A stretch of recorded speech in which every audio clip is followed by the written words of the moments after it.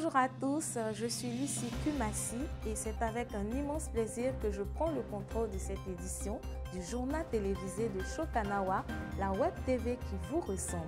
Ensemble, nous ferons le tour de l'actualité nationale et internationale, tout frais payés bien sûr. Au sommaire de ce 12e épisode de la saison, nous reviendrons notamment sur le bilan des dernières pluies diluviennes, la prochaine campagne de recensement et la grève des Baka, mais aussi l'ouverture du procès de Thomas Sankara ou encore le coup d'État au Soudan.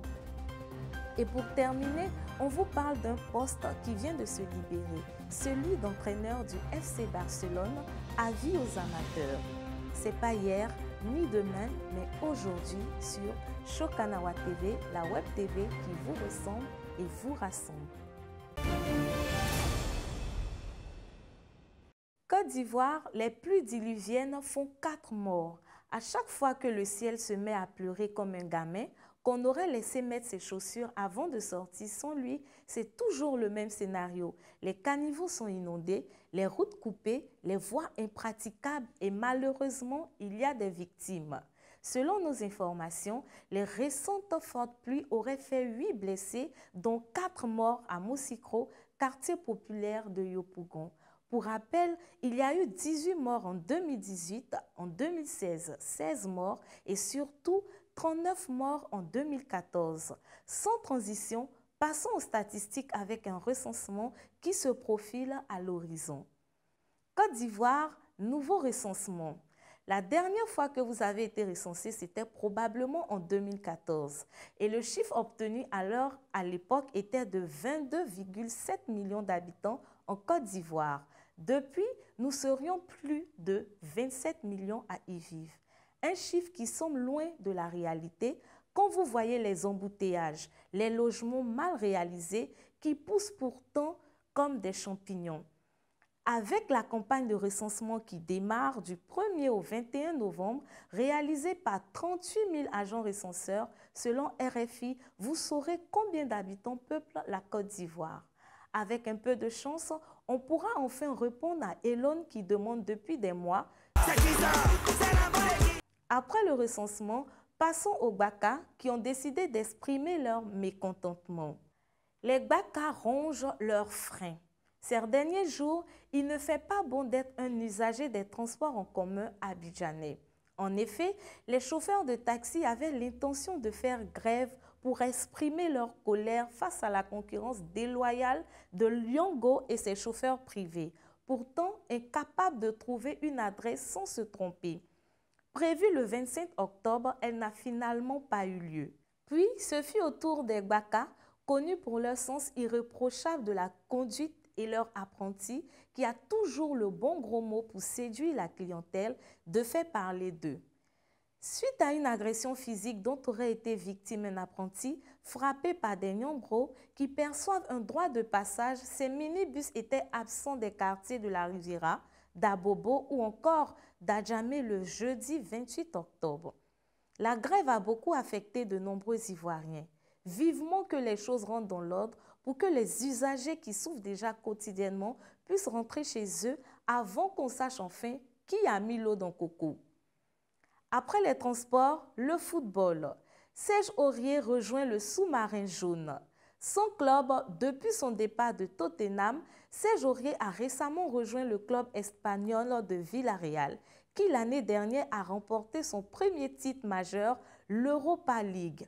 Là-bas, le natif de Ouagayo, âgé de 28 ans, retrouve notamment son ancien coach Unai Emery, qu'il a eu sous ses ordres au Paris Saint-Germain. Ce transfert tardif est tout de même une bonne nouvelle pour l'équipe nationale de Côte d'Ivoire qui a besoin de tous ses joueurs clés en forme afin de se faire éliminer par le futur vainqueur de la CAN. Pour rappel, elle aura lieu du 9 janvier au 6 février 2022 au Cameroun. Continuons le tour de l'actualité en Afrique, direction le Cameroun justement. Cameroun, yes they can. Initialement prévu pour 2019, la Coupe d'Afrique des Nations que le Cameroun devait organiser aura bel et bien lieu au pays de Samuel Eto'o. Fini les moqueries sur les infrastructures entre autres et bonjour la campagne de communication. D'ailleurs, une vidéo avec de nombreuses gloires camerounaises, dont le neuf lui-même, Roger Mila, ou encore Jérémy Njitap, circule sur tous les réseaux sociaux pour dire à quel point l'événement sera sucré.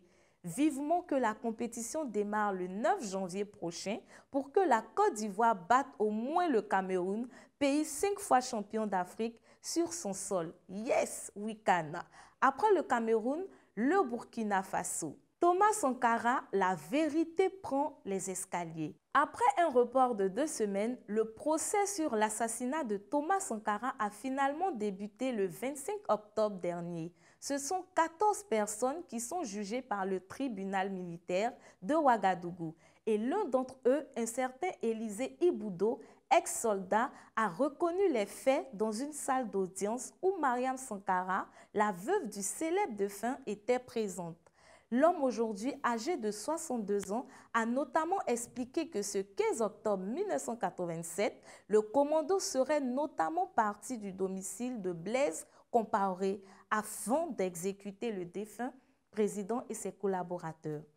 Ce n'est qu'une partie de la vérité qui ainsi prit les escaliers en attendant que le rôle de chacun soit clairement défini, notamment celui de l'ex-président Compaoré, exilé en Côte d'Ivoire. Allons seulement. Après le Burkina Faso, partons pour l'Afrique du Nord et le Soudan.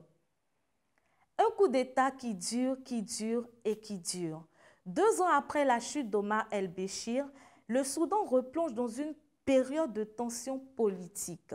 Depuis le 25 octobre dernier, des militaires emmenés par le général Al-Bourhan ont interrompu le processus de transition et surtout multiplié répression sanglante et arrestations arbitraires. Ainsi, le premier ministre soudanais Abdallah Hamdok a été arrêté puis relâché. Il ferait l'objet d'une étroite surveillance. Refusant cette prise de pouvoir par la force, de nombreux civils ont manifesté et le bilan est lourd, très lourd, 7 morts et 140 blessés. Selon plusieurs médias, dont France 24, des rues de la capitale Khartoum sont bloquées par des barricades et la tension est toujours vive. Ce nouveau coup de force plonge un peu plus le Soudan aujourd'hui privé de l'aide américaine de 604 millions d'euros dans une crise socio-économique. Pour rappel, ce pays pauvre est classé 170e sur 189 pour son indice de développement humain selon le Monde Afrique. C'est parti pour le tour du monde en 80 secondes.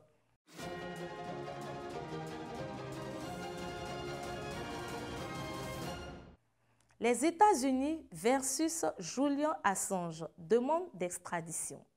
Fondateur de Wikileaks, responsable de la fuite de plus de 700 000 documents classifiés, le lanceur d'alerte Julian Assange est dans le collimateur des États-Unis depuis des années. Dans ce combat qui les oppose, les États-Unis ont demandé l'extradition de M. Assange et cette demande, la Haute Cour de Londres l'examine. Pour rappel, M. Assange, incarcéré dans une prison de haute sécurité, risque 175 ans de prison. Sans transition, après la chronique judiciaire, passons à la musique.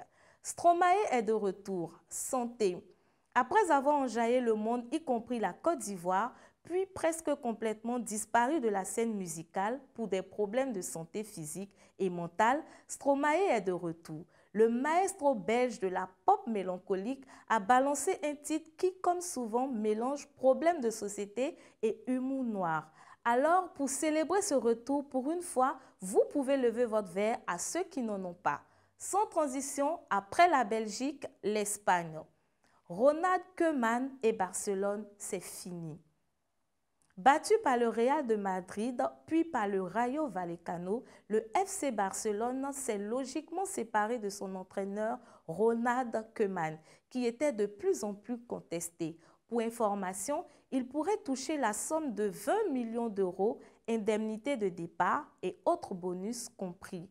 L'ancienne légende qui, en 1992, avait notamment offert la première des 5 Champions League détenues par le club, laisse le club catalan en bien mauvaise posture.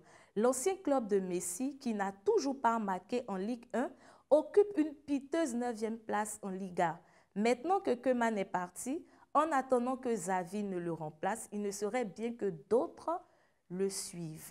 Il s'agit particulièrement de Gérard Piqué qui passe plus de temps à prendre des selfies qu'à défendre correctement, ou encore Jordi Alba, plus chaud pour s'embrouiller avec les adversaires qu'à animer correctement son couloir gauche. Et enfin, l'emblématique capitaine Sergio Busquets, plus tortue que lièvre. Monsieur, c'est par ici la sortie. Et on termine ce journal télévisé par une bien triste nouvelle, la disparition de Bisiru Radji. Bisiru Radji n'est plus. Créateur de contenu avec les studios Bazar, magicien, le jeune entrepreneur ivoirien Bisiru Radji est décédé il y a quelques jours de cela. À l'annonce de la disparition brutale de ce jeune homme de 25 ans, de nombreux internautes et amis sous le choc ont salué la mémoire de celui que beaucoup considéraient comme un génie. Yako à sa famille et puisse-t-il reposer en paix. Voilà, c'est tout pour aujourd'hui. Rendez-vous la semaine prochaine. Et d'ici là, portez-vous bien et n'oubliez pas de vous abonner sur notre page YouTube. À très vite sur Chokanawa TV, la web télé qui vous ressemble.